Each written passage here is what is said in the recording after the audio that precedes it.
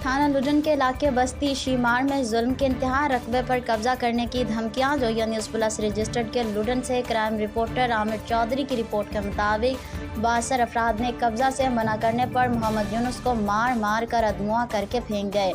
और बेटी को घसीटते रहे। तफसीलात के मुताबिक मोहम्मद यूनुस ने अपने 1 एकड़ रकबे पर पानी लगाया हुआ था कि इस दौरान गांव के मोहम्मद वासिफ कांस्टेबल और मोहम्मद नदीम अपने कारिंदों के साथ आते ही चादर और 4 दीवारी का तकद्दुस को पामाल करते हुए घर पर धावा बोल दिया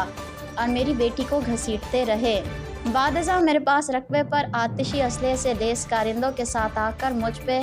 ये रकबा छोड़ना वगरना जान से मारने की धमकियां देते हुए मेरी लगी हुई फसल तबाह बर्बाद कर गए हैं, जबकि मेरे रोज़ी रोटी का यही वाहिद ज़रिया है। इस जुल्म के ख़िलाफ़ आवाज़ बुलंद करने पर जान से मारने और रकबे पर कब्ज़ा करने की धमकियां देने लगे। मोहम्मद यूनुस ने बताया कि उनकी गुंडागर्दी के डर से मेरे बच्चों ने स्कूल जाना छोड़ दिया है। मैंने अपनी और बच्चों की जान हथेली पर रखकर गुंडों के इस जुल्म के ख़िलाफ़ अपनी आवाज़ बुलंद की है और इस जुल्म को बंद करवाने के लिए DPO और DSP विहाड़ी से 62 अफराद की गुंडागर्दी से बचाने की दरख्वास्त करते हुए उनके ख़िलाफ़ कानूनी कार्रवाई करने की इल्तिजा की है।